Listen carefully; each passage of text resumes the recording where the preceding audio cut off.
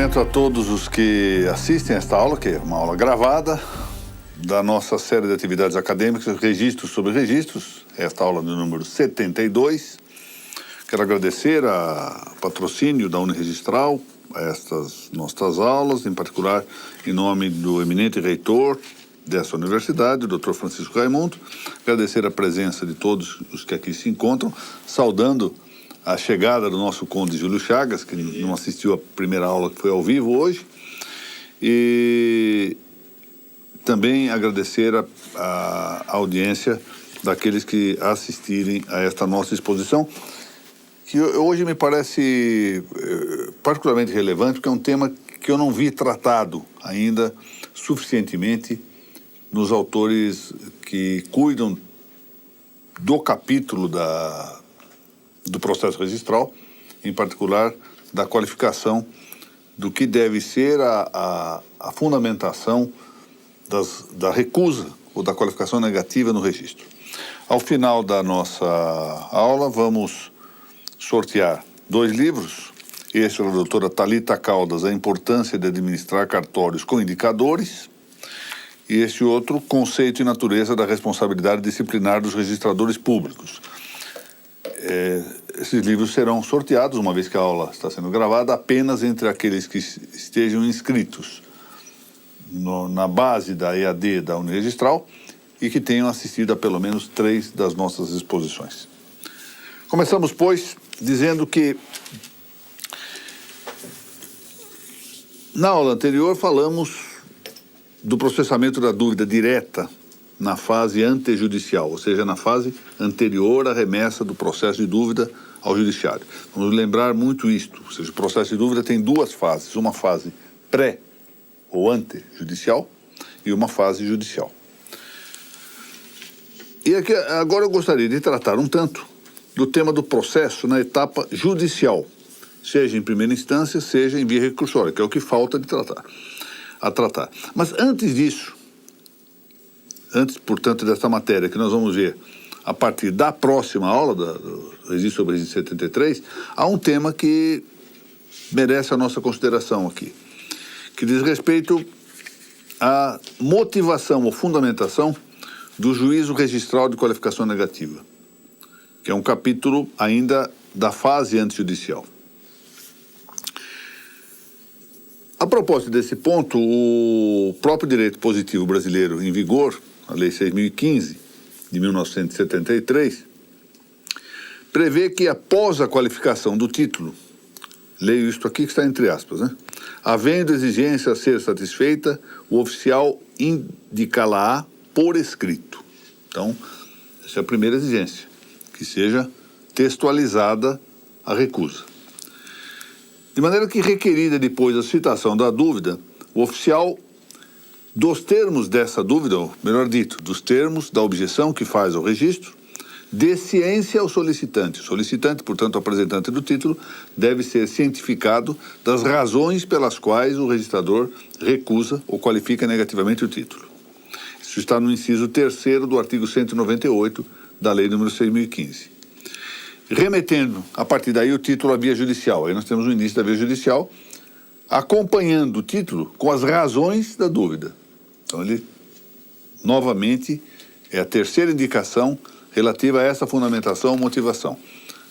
Motivação por escrito na nota evolutiva. Em seguida, ele faz a recusa por escrito, dá ciência dessa recusa ao solicitante da dúvida e, posteriormente, ainda remete as razões da dúvida para o conhecimento do judiciário. Notem, portanto, a importância que se dá a essa motivação. A lei refere a matéria em 3 dispositivos desse artigo 198.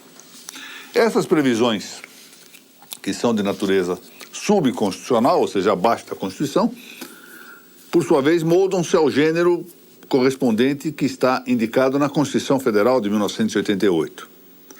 Prescreve essa Constituição, nos incisos 35 e 55 de seu artigo 5º, a garantia respectiva, primeiro, da amplitude da apreciação judiciária de lesões ou ameaças ao direito, amplitude que significa tanto eventual processo de caráter administrativo quanto processo de jurisdição contenciosa. bem como o exercício do direito de defesa e de contraditório, o que também se estende ao processo administrativo. Isso não é só matéria do processo contencioso. Em ambas as situações, o que se exige é o conhecimento de todos os elementos, incluídos os motivos que constituam os atos apontados por agressivos da ordem jurídica ou de render ensejo a risco de sua lesão, de sua moléstia ou aflição. Eu já mencionei aqui em aulas anteriores, mas como a repetição é a mãe dos estudos, né? Já temos dito isso várias vezes, iteratio mater studiorum est, eu vou novamente mencionar essa passagem, já conhecida de muitos, e que nos mostra bem de que se trata aqui. Logo a abertura do livro Processo, de Franz Kafka, a personagem Joseph K., que é a personagem central do livro, abre a porta do quarto da pensão em que está hospedado, o Joseph K., e dá de cara com dois esbirros, dois oficiais de justiça, que dizem a ele: olha, o senhor está sendo processado criminalmente. E ele então indaga: mas por que eu estou sendo processado? E aqui é o tema. Os oficiais de justiça dizem: olha, por que o senhor quer saber que está sendo processado? O senhor acha mesmo que o Estado gastaria tempo, despenderia tempo e dinheiro para processá-lo se o senhor não fosse culpado de não tivesse condenado? Então, veja, esse é o processo surrealista ou o processo kafkiano. O processo em que não se sabe o que está sendo processado. Aí é a importância desses elementos informativos, para que alguém possa defender-se, para que alguém possa exercer o contraditório. Lembremos-nos que essa é uma passagem muito significativa. Na abertura lá do livro do Gênesis, logo após ao fato do indicado pecado original, ou seja, de Eva ter comido da maçã ou figo da árvore proibida e Adão ter feito o mesmo, é evidente que, por definição, Deus é onisciente, ele não precisava perguntar o que está acontecendo. Mas vamos lembrar-se lá que Adão e Eva se esconderam porque tinham vergonha de estar nus e Deus pergunta a Adão: como sabes que estás nu? E ele, então, acaba confessando que comeu da árvore do fruto proibido, não sem jogar a culpa na mulher, né? Na verdade, jogou a culpa em Deus. Foi a mulher que vós me destes que me deu do fruto da árvore. Mas o que eu quero chamar a atenção aqui é o seguinte: dá o direito de defesa. Ou seja, embora onisciente, sabendo tudo o que estava ocorrendo, por óbvio, por definição, não é? Ainda assim concede um direito de citação e defesa. E depois, antes da aplicação da pena, da inflição da pena, se deu o direito de defesa. Portanto, é da natureza das coisas que se dê a indicação dos motivos pelos quais alguém está sendo lesado, possivelmente lesado, ou ferido em seu interesse. Pelo menos ferido em seu interesse. Bom, motivar um juízo de qualificação registral negativa é declarar as razões jurídicas que acarretaram a expedição de recusa da inscrição pleiteada. Isso quer dizer, é exprimir de maneira singular os motivos jurídicos, ou, se quiser, deixando à margem a controvérsia sobre o descrime entre razões de fato e de direito, porque há quem negue essa distinção. Razões de fato e de direito, ou seja, eu dou os motivos de fato, os motivos de direito, pelos quais eu recuso alguma coisa. Motivo de fato: a escritura não está assinada pelo tabelião. Motivo de direito: toda escritura tem que ser assinada pelo tabelião, de acordo com o artigo tal. Então nem precisa mencionar o artigo, não necessariamente mencionar o artigo. Motivo de direito significa motivo jurídico, não necessariamente motivo legal. Mas, enfim, é isso: razões de fato e razões de direito. Roberto Dromi, que é um professor argentino, que tem uma obra muito interessante no campo do direito administrativo e prática também, um autor que exercitou o direito administrativo na Argentina, diz exatamente isso: la motivación es la declaración de las circunstancias de hecho y de derecho, de fato e de direito, que han inducido a la emisión del acto. Aí há um S a mais nesse emissão aí. Verdade. Vamos cortar. Em espanhol não há. Na edição do livro nós corrigimos isso na prova. É só preciso me lembrar disso. Tá? pelos quais se entende recusar um registro ou uma verbação no ofício imobiliário. Vamos também aí, em vez de... Bem, vamos manter aí fundamentos jurídicos, está certo. Pelos quais se entende recusar um registro ou uma verbação no ofício imobiliário. Isso quer dizer, eu recuso o registro por tais motivos de fato e por tais motivos de direito, certo? A motivação desse juízo é para logo um requisito de racionalidade exigível do julgamento registral. Eu chamo a atenção porque falo aqui em razões de fato e de direito. Houve um período aqui no estado de São Paulo em que as motivações eram extremamente clausuradas e concisas. Eu sou muito favorável a que as decisões sejam bastante concisas, bastante breves. Acho que se escreve demasiado. Mas é preciso que elas sejam claras e indicativas. Escrever assim, título maltrata a continuidade, é uma indicação de razão jurídica genérica, mas é uma razão de fato. Por que aqui ele maltrata? Ou seja, é preciso, pois, que se complemente. Não basta dizer o artigo tal está mal ferido ou ofendido. Mas por que está ofendido? Aí entra a razão de fato, a situação particular naquele fato, naquela circunstância que justifica a invocação da norma legal. Então, essa necessidade de motivação que precisa ser completa.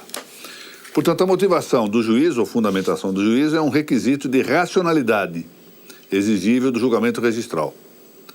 Ou seja, é de supor, é um pressuposto do direito que o direito seja racional. Não podemos supor que o direito seja irracional. Portanto, um suposto para a motivação é exatamente a racionalidade fundacional. Vale dizer, o conteúdo do ato, essa é uma frase do eminente professor português, Paulo Otero, o conteúdo do ato deve configurar-se ao modo de uma consequência lógica das razões de facto ou de direito invocadas na sua justificação. Notem que, no fundo, o juízo registral é um juízo conclusivo de um discurso prático. Na verdade, esse silogismo, eu já disse em outra aula aqui, consiste fundamentalmente, na maior parte das vezes, em um epiquerema. Ou seja, as premissas vêm fundamentadas. E daí se conclui, e o juízo de recusa é o último, é o conclusivo desse silogismo. Por isso é preciso indicar as razões de fato e de direito da premissa para daí extrair a conclusão. E isso precisa estar explicado. É dizer, em palavras de García de Enterría e de Tomás Ramón Fernández, la motivación es justamente la expresión racional del juicio. Ou seja, a motivação é a expressão racional do juízo. Por que esse juízo se fez? Racionalmente eu explico. Porque isto. Não é esta a oportunidade para tratar mais a fundo das características que não são apenas as preceptivas, mas também as recomendáveis. Nós temos aí as normativas chamadas de normativas leves ou normativas brandas, a normatividade soft, a que se referiram em um trabalho muito interessante a Débora Nakamura de Roide e a Elaine de Freitas, a respeito de recomendações da Corregedoria Nacional de Justiça, explicando o que é uma recomendação. Mas aqui algo dessa matéria pode ser indicado brevemente, embora nós não aprofundemos a distinção entre recomendações e normas preceptivas, que normalmente nós chamamos aqui de provimentos, não é? A motivação ou fundamentação desse juízo de qualificação negativa apresenta dois aspectos. Um aspecto formal e um aspecto material. O formal apenas visa mostrar transparência da perspectiva decisória. Ou seja, formalmente eu mostro que eu decidi e tento indicar que decidi de maneira objetiva, de maneira racional. Ou seja, eu transpareço efetivamente a minha atividade. Ou seja, assim, eu mostro que estou dando atendimento às prescrições constitucional e subconstitucional de justificativa dos atos administrativos. Já no segundo aspecto, de caráter material, o que eu procuro mostrar no plano substantivo é a racionalidade efetiva do ato. Ou seja, eu integro o ato de tal modo que seja possível aferir ou verificar em concreto a racionalidade da minha atuação. E como eu faço isso? Primeiro, à luz da lógica formal. Ou seja, verificando que das premissas eu posso efetivamente, observadas as regras da lógica formal, inferir uma determinada conclusão. Então não fere, para resumir, não firo as 8 regras do silogismo. Bom, mas também há necessidade de avançar para o plano material, controle específico da matéria, não só da forma. Embora a forma seja muito importante, porque toda correção do discurso exige a subordinação à regra da lógica formal, que é chamada, não sem razão, de ars artium, ou seja, a arte das artes. Qual é a arte das artes? A arte do pensamento. Daí que se reclame, e a normativa brasileira de registros também expressa isso, a textualização ou literalização dos motivos do juízo registral. Ou seja, exigência por escrito, ciência de seus termos, razões da dúvida, etc.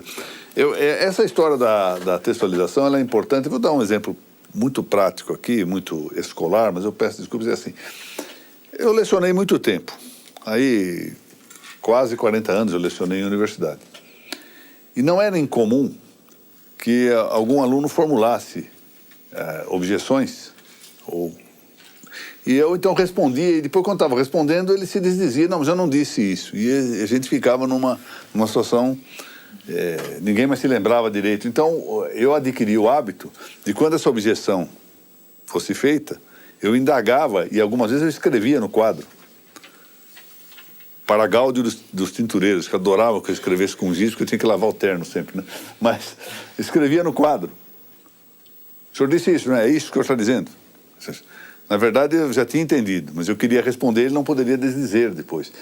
Então, na verdade, a textualização é importante para que permita a honestidade dos argumentos. Hoje, frequentemente, nós temos encontrado isso.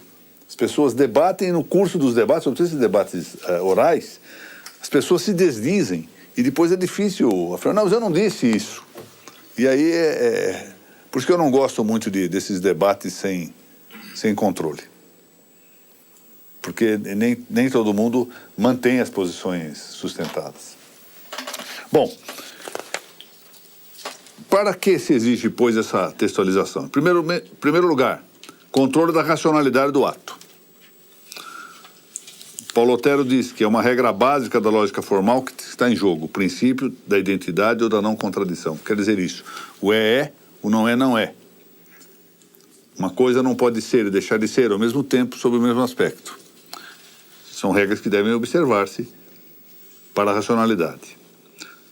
Segundo ponto, para a garantia de sua expressão pública ou política, ou seja, da polis. Porque a racionalidade, abro aspas aqui, é condição necessária de toda decisão pública de autoridade no Estado de Direito. E eu observo que o registrador exerce uma atividade pública. É verdade que o faz mediante o exercício privado. É verdade que o faz enquanto agente de atividade pública, sendo ele privado, uma pessoa privada. Mas está exercendo uma atividade pública e é exigência de toda atividade pública, exatamente por ser pública, por ser política, por estar exercitada na polis, que haja comunicação. É fundamental na polis a comunicação. A polis é uma relação, é uma ordem de relação de pessoas. Finalmente, para admitir seu controle crítico, sua verificação crítica, por todos os destinatários, porque a decisão é decisão pública, então todo mundo é destinatário dessa decisão, embora mais de perto o destinatário seja aquele que está interessado no registro. Mas de maneira específica também para que os juízes dos registros e eventualmente os juízes do jurisdicional conheçam as razões pelas quais há essa qualificação negativa.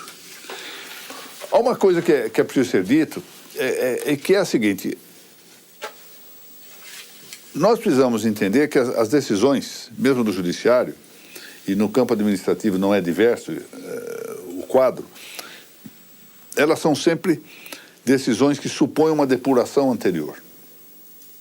Por exemplo, se nós apanharmos o juiz de primeiro grau, lá entra uma determinada ação, o juiz de primeiro grau tem um primeiro contato com o processo, com os fatos, e ele, geralmente, as decisões de segundo grau são um tanto melhores que as de primeiro, não pela só virtude, ou por suposta virtude do juiz de segundo grau em relação aos de primeiro, que há muitos casos que os juízes de primeiro grau são muito superiores, mas porque a decisão de primeiro grau já depurou alguma coisa, ela já vem um pouquinho depurada, e o juiz de segundo grau pode depurar um pouco mais, como depois dos graus posteriores, trabalham sobre o material depurado, aprimorado, depois de uma primeira escavação.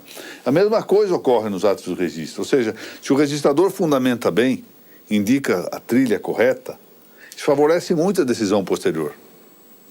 Ao passo que não houvesse essa fundamentação, o juiz de primeiro grau, ou o juiz que fosse examinar o processo de dúvida, teria um trabalho inaugural, original, que corresponderia ao trabalho do registrador. Sem, portanto, a vantagem de ver isso depurado, já apreciado com uma primeira perspectiva. Não nos esqueçamos de algo que é uma lição clássica. Nos saberes práticos, e o direito é um saber prático, a pluralidade de vistas costuma ser mais favorável do que a visão unitária, que é uma coisa que não ocorre no saber teórico. Em geral, no saber teórico, tomemos, por exemplo, a metafísica, os pensadores solitários costumam ter melhores resultados do que grupos de trabalho. No saber prático é diferente. Mais pessoas palpitando, opinando, indicando, acabam produzindo um resultado melhor. Então, precisamos considerar isso. É muito importante, pois, até para os juízes, que haja uma boa fundamentação da parte dos registradores. Desta maneira, o dever de motivação registral impõe que ela, primeiro, seja explícita. Ou seja, não existe motivação implícita, que não diz nada. Isso, o que significa essa explicitude? Significa externação literal, ou seja, por meio de texto, e significativa. Você tem que ter um conteúdo, não basta escrever, não é? É um montão de coisa, copia, cola de um texto lá qualquer que não tem nada a ver com aquilo, pronto, coloquei em letra. Não, precisa significar alguma coisa. Não só do juízo conclusivo, não recusa o registro, mas também dos demais a ele conexos atos intelectuais, ou seja, aqui está a referência sobretudo às premissas. Então eu preciso, na verdade, motivar as premissas e dar significado a elas. Porque destes atos conexos é que se pode ou não inferir racionalmente a conclusão que denega o registro requerido. Eu concluo, não pode registrar, mas por que não pode registrar? Eu tenho que motivar, e de maneira significativa, as premissas para entender por que se está recusando o registro. Assim, ao exprimirem-se todos os juízos articulados no discurso prático formado pelo registrador, vale dizer, suas premissas e sua conclusão, instrumenta-se a possível correção, tanto formal quanto material, daquilo que se decidiu. E aí se rende ensejo ao seu controle, seja administrativo, seja jurisdicional. No restrito plano da correção formal, portanto agora estamos no ambiente da lógica formal, que visa simplesmente a controlar a relação de consequência e não a veracidade do argumento, no plano substantivo, são predicados da boa motivação. Primeiro, clareza. Segundo, congruência. Terceiro, suficiência. Quarto, contextualidade. Nós vamos ver adiante tudo isso. Quinto, integralidade. Então, primeiro ponto. Enunciar uma nota devolutiva de título, ou seja, enunciar um documento, ou exprimir um documento com as razões de recusa da inscrição que se pleiteia, deve ser algo claro. E essa enunciação não é clara quando ela se textualiza, ou se verbaliza, se coloca em palavras de maneira confusa, com dubiedade, com obscuridade, inibindo que se verifiquem as razões pelas quais se denega o registro. Eu há pouco mencionei isso. Houve um tempo, na década de 80, em que as notas devolutivas estavam feitas numa linguagem tão cerrada que não era possível exatamente descobrir do que se tratava. O leigo não entendia, virou uma conversa só entre grandes especialistas. Então isso não é claro, é preciso deixar claramente estabelecido. Até porque, se o registrador pensa que detém a verdade a respeito de uma qualificação, qual o motivo pelo qual ele não expõe essa verdade de maneira clara? Exponha com clareza. Qual é o problema que estou vendo aqui? É este. Por outro lado, falta a nota devolutiva o predicado de congruência quando os motivos que nela se alistam não se conexionam logicamente com sua conclusão. Então, a escritura está assinada pelo tabelião, ponto. Conclusão, não se registra escritura sem assinatura do tabelião. Não? É isso mesmo, não fecha, como diz aqui, não fecha perímetro. É incongruência. Tal se disse, a legitimidade do consequente sempre se apoia numa relação de racionalidade que permite a inferência conclusiva. E aí, a importância do estudo da lógica formal. Me lembro que nós tivemos ocasião já aqui em São Paulo, em mais de uma vez, ministrar aulas de lógica formal para cartorários. Uma vez a pedido do Dr. Bernardo Francês e uma outra vez em um outro cartório. Uma série de aulas só sobre lógica formal. Eu também fiz isso no Centro de Apoio do Direito Público, aqui na seção de Direito Público, e acho que a Marcela chegou a fazer naquela universidade que vós sabeis, eu mencionei 6 cursos seguidos de lógica formal.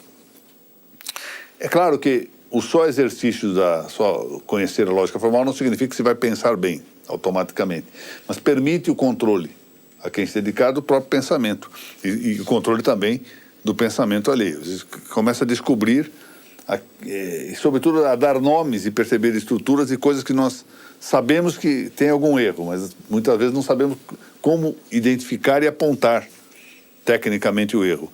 E o estudo da lógica formal favorece isto. A motivação, esse é o terceiro elemento, esse é o terceiro predicado, deve ser também suficiente. Ou seja, ela deve bastar para, de modo formal, inferir a conclusão. Note-se, porém, que uma coisa é a justificação suficiente para apoiar a inferência formal de um juízo conclusivo. Outra, todavia, é que essa justificação seja materialmente verdadeira. Ou seja, eu posso ter um argumento consequente, mas falso. Falso na matéria. De sorte, vamos dar um exemplo aqui, claro. O Brasil, essa proposição é falsa, né?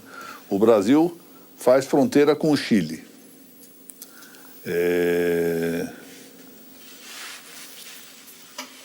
O Brasil, esse é um argumento falso, o Chile vende maçãs para o Brasil. Logo, um país que faz fronteira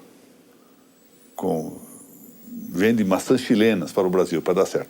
Um país que faz fronteira com o Brasil vende maçãs chilenas para o Brasil. Bom, formalmente isso está certo. Ou seja, do ponto de vista da lógica formal da consequência, o resultado está certo. O que está errado é materialmente porque a primeira premissa é falsa. Então, não necessariamente, pois, uma argumentação formalmente consequente resulta numa argumentação verdadeira. Porque basta que uma proposição seja falsa para que a conclusão possa ser falsa ou verdadeira, não importa. Às vezes, de proposições falsas, nós obtemos conclusões verdadeiras também. Perfeitamente possível.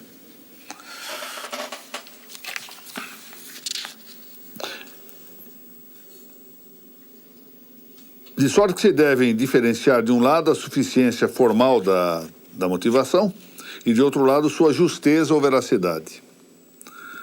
A falta da primeira induz a invalidade ou nulidade da qualificação.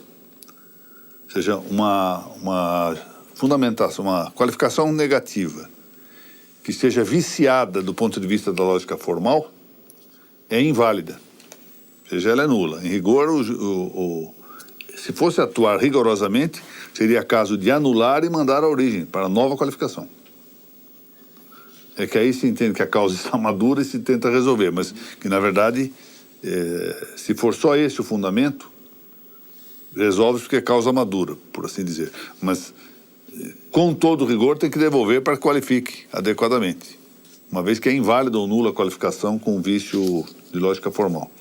Mas quanto à lógica material, já no plano da lógica material, o que é preciso é atender ao tema de sua adequação material, e aí, então, se abre ensejo à aferição de mérito, o controle de mérito.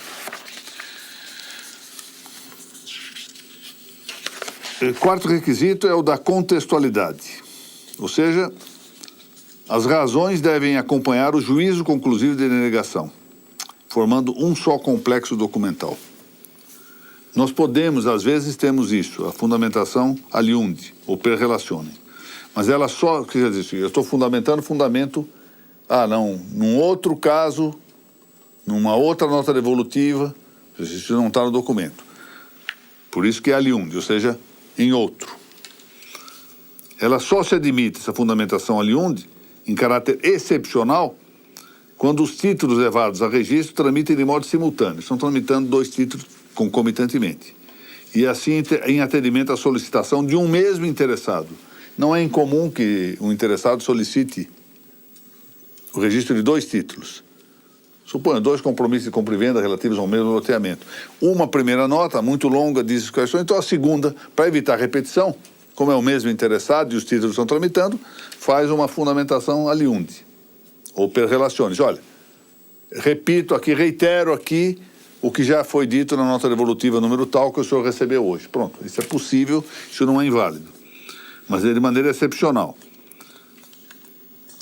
Mas, em todo caso, que as razões remissivas sejam de fácil compreensão e nunca prejudiquem o direito de suscitação da dúvida.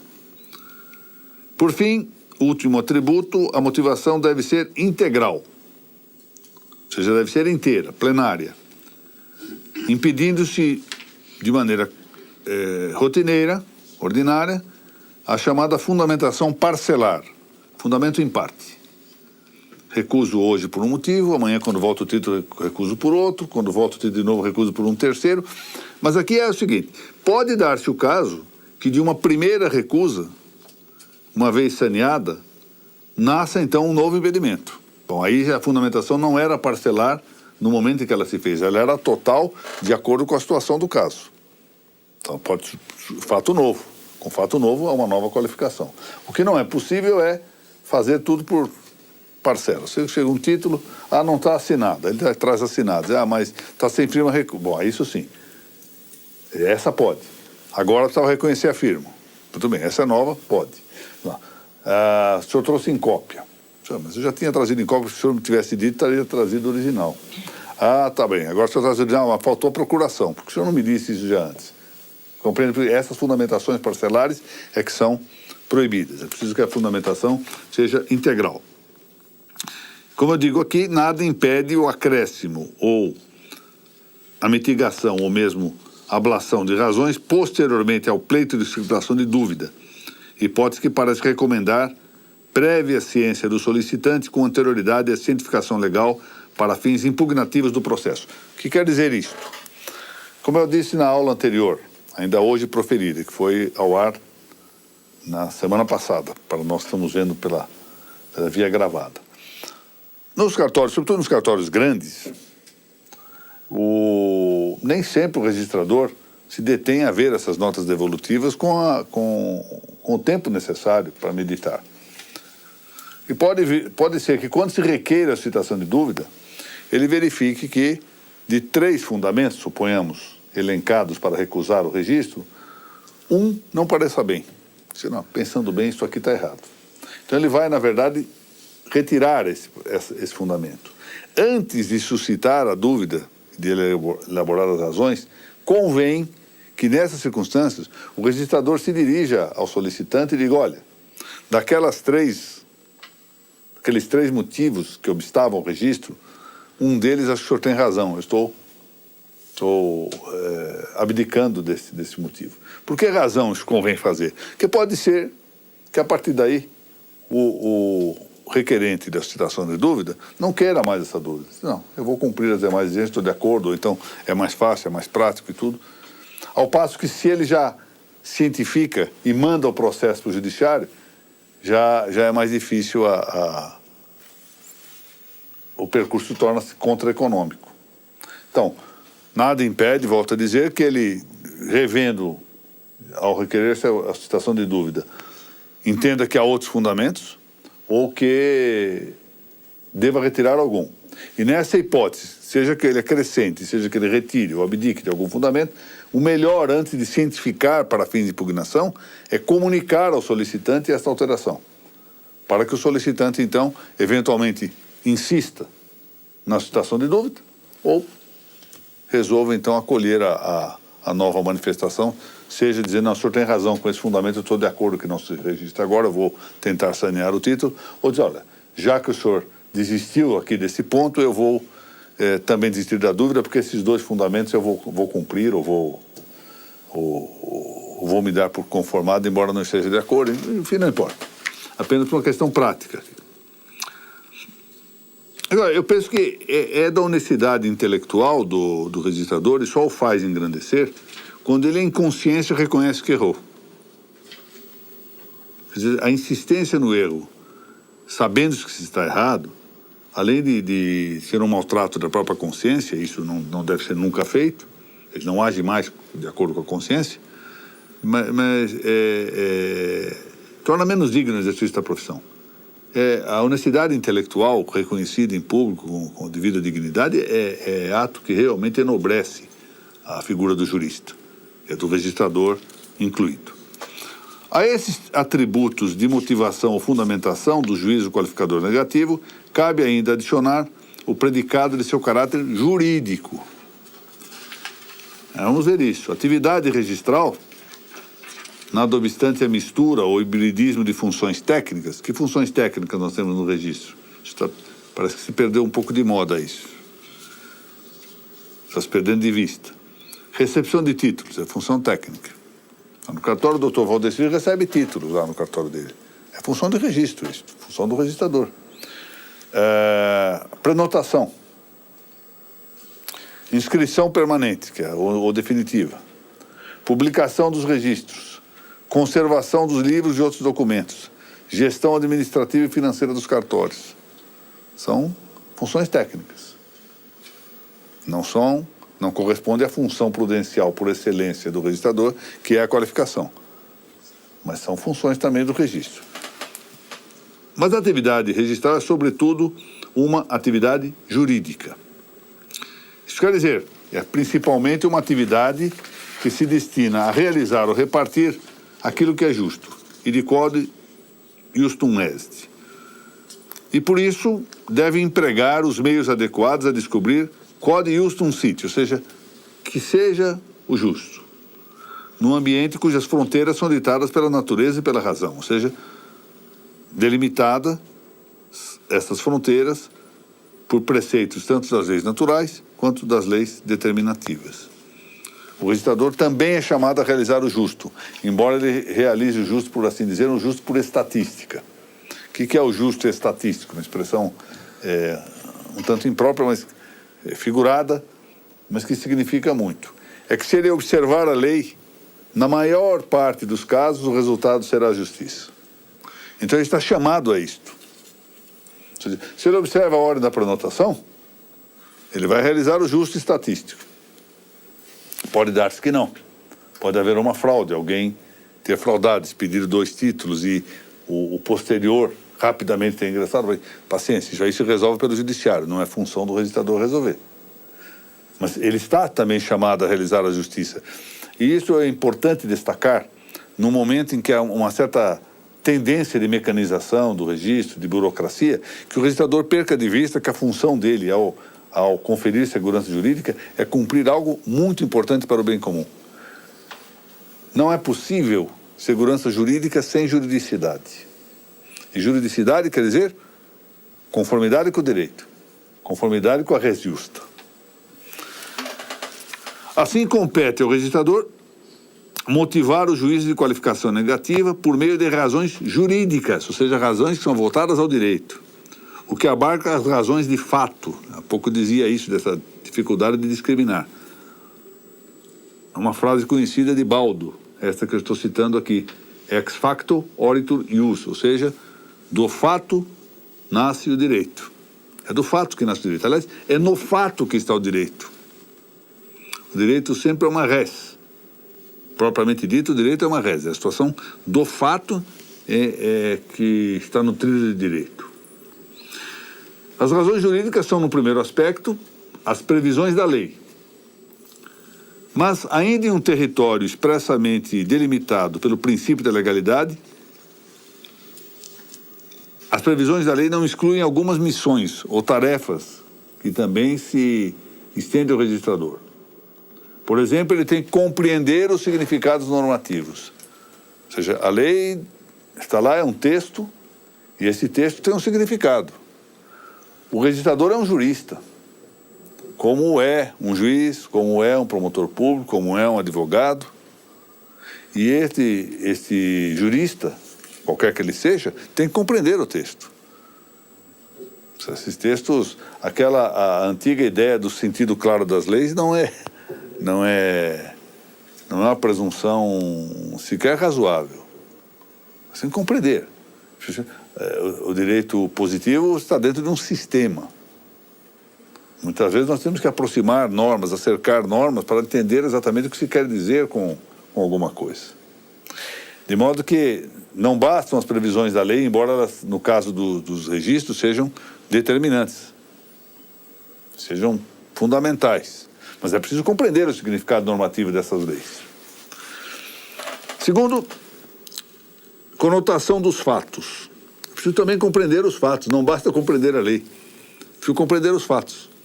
Então a lei diz assim, vamos admitir que a lei diz que comodato não se registra. Isso já é interpretação significativa. É porque não está previsto o comodato, está prevista a locação, nós entendemos que o comodato não se registra, não é isso? Bom, mas é preciso verificar se este fato constante de dada escritura é comodato ou locação. Ah, mas está escrito que é comodato. Sim, mas veja assim, comodato mediante pagamento de aluguel, isso aqui não é comodato, isso é locação. E aí um papel de jurista, de interpretação dos fatos. Finalmente, interpretação entre o significado normativo e o quadro factual. Então, temos que interpretar. Interpretar é mediar. Ontem eu conversava com o desembargador Jarbas Gomes, meu querido amigo e colega de Câmara da 11ª, e ele me contava de um curioso costume que ele viu na cidade de Londres. Eu não posso dizer desse costume porque mal conheço Londres. Tive 2 vezes só lá e não... Mas se ele diz que é assim, é assim. E eu chamo a atenção da ideia do costume porque o costume é outra coisa que tem que ser apreciada tem que ser apreciada pelo registrador exatamente nesse conjunto de tentar interpretar a norma de fato e tentar compreender os textos de lei à luz também de uma influência dos costumes. Então, ele me contava que ele saiu de uma loja lá em Londres e viu uma pessoa descendo de um táxi e quis entrar no táxi e o motorista disse não, fechou a porta e andou. Ele falou, preconceito contra mim, por quê? E o segundo táxi fez a mesma coisa, fez assim que não andou. Terceiro parou e já estava ficando zangado, quando então o terceiro teve a bondade de explicar, ao perceber que se tratava de um estrangeiro, que os táxis, eu não sei se em toda a cidade de Londres, mas ao menos naquele local, só se apanhavam na esquina. E que ali havia uma fila. As pessoas paradas ali estavam em fila para apanhar o táxi. E aí o meu colega e amigo, Dr. Jarbas, disse, mas não está escrito nada. E aí o motorista explicou com razão, não é preciso estar escrito. Assim isso é uma norma costumeira. Essas normas costumeiras também devem ser consideradas pelo registrador. Aqui nós temos no Brasil normas costumeiras. A norma da fila é uma. Não é? Portanto, a função do registrador não é apanhar o texto da lei, copiar com o selecionar. Como é que é aquela história? Pegar, tem um nome lá qualquer, copiar e colar um texto. Não é nada disso. Nem de provimento, copia e cola. Ele tem que interpretar, tem que compreender primeiro para interpretar depois. E compreender 2 coisas. Compreender a norma, ou as normas em sistema, compreender o fato, que nem sempre é fácil.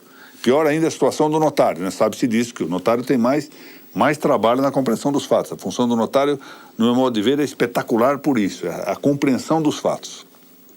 E, posteriormente, a interpretação, ou seja, a mediação entre norma e fato. Eu um dia ainda vou, se nós tivermos espaço aqui, tratar do conceito de interpretação. Vou ver se eu encontro aqui um pretexto qualquer para nós tratarmos do conceito de interpretação, porque nós estamos todos mais ou menos contaminados pelo positivismo normativista e perdemos a ideia de interpretação. Vamos voltar a isso um dia aqui. Mais recentemente, tem-se falado em que o mais exato liame entre a administração pública e o direito, eu disse isso na aula passada, é o princípio da juridicidade. De maneira que, sem refutar a precedência ou primazia geral da lei, que não se está recusando aqui, no caso do registro, não podemos inclinar-nos em favor do ativismo, que é a contraposição desse sentido extremamente garantista de aplicação da lei. Mas não podemos refutar que, de par com essa heteronomia abstrata, ou seja, uma norma que se aplica desde fora abstratamente, ou seja, que vem das leis, há um papel determinativo ou de concretização emanado do próprio registrador. O registrador tem um papel secundário, mas determinativo do direito. Ele determina um direito, exatamente nesta conduta de compreender normas, compreender fato e aplicar, interpretar a norma ao fato. Na maior parte das vezes isso não é necessário, porque já é algo rotineiro, já é algo que ele há muito tempo tem a posição trilhada, mas não tão frequentemente, mas não raramente surge um caso em que se exige efetivamente a compreensão do título. E sobretudo na compreensão do título, ao se compreender o título e tentar mediá-lo com uma norma previamente compreendida, ele, registrador, dá uma solução. Senão, eu acho que a solução é a correta, seja para registrar, seja não. E esse papel é o papel determinativo do direito. Ele está dando uma contribuição criativa, sem ativismo nem garantismo. Esses são extremos dos quais devemos afastar-nos, mas atuando adequadamente. Isso não é um papel, portanto, não é um papel irrelevante. O registrador, seja denegue, seja admita um registro, tem um papel criador. Ele não é um mero amanuense que copia pura e simplesmente o que ele dita. E eu volto a insistir nesse ponto. Eu acho que nos tempos atuais nós perdemos um pouco essa ideia. É provável que seja pela informatização dos registros, seja pelo crescimento dos cartórios, seja pelo excesso de normativa e a aparência de que vamos cumprir a letrinha, os registradores vão perdendo um pouco a consciência de que estão criando, que estão ajudando a determinação do direito. Hoje se fala muito em sobredeterminação do direito, ou seja, o direito já está de algum modo previsto, se quiser, determinado por um preceito, mas eu tenho que sobredeterminá-lo ao entender que ele se aplica a um determinado caso. E não é tão automático, não é tão mecânico quanto frequentemente parece indicar-se em algumas das atuações de registradores contemporâneos.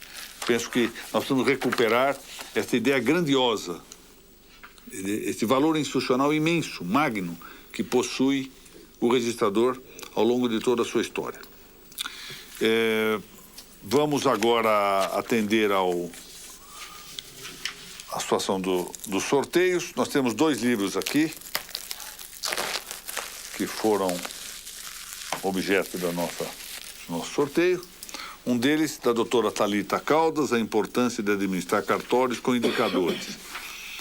E sorteada para receber esse livro a doutora Kátia Bersa. A doutora Kátia Bersa foi minha escrevente no gabinete da 11ª Câmara de Direito Público, aqui do Tribunal de Justiça de São Paulo, e atualmente é assistente do meu querido amigo, doutor Paulo Campanella, que é juiz da próspera comarca de Mauá, não é? Mauá mesmo, Mauá. tá contentíssimo lá, depois de ter trabalhado no gabinete da Seção de Presidência de Direito Público, foi lá tratar de processos criminais na comarca de Mauá.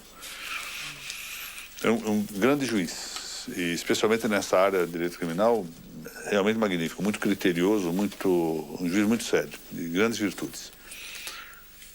E o segundo livro, Conceito e Natureza da Responsabilidade Disciplinar dos Registradores Públicos, tem por destinatária, depois do sorteio, a doutora Rosângela de Paiva Rodrigues.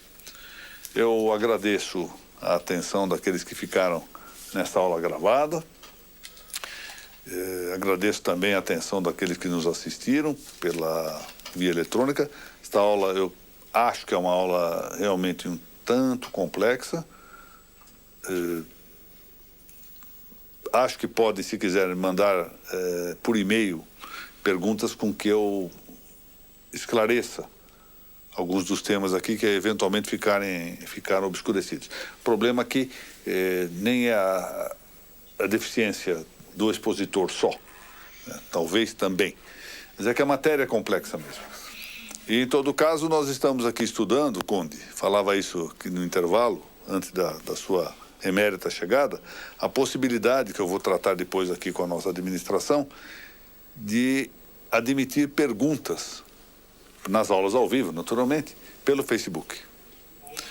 E aí eles me passam no final da exposição essas perguntas, eu vejo as que são adequadas, pertinentes à aula proferida e trato de responder.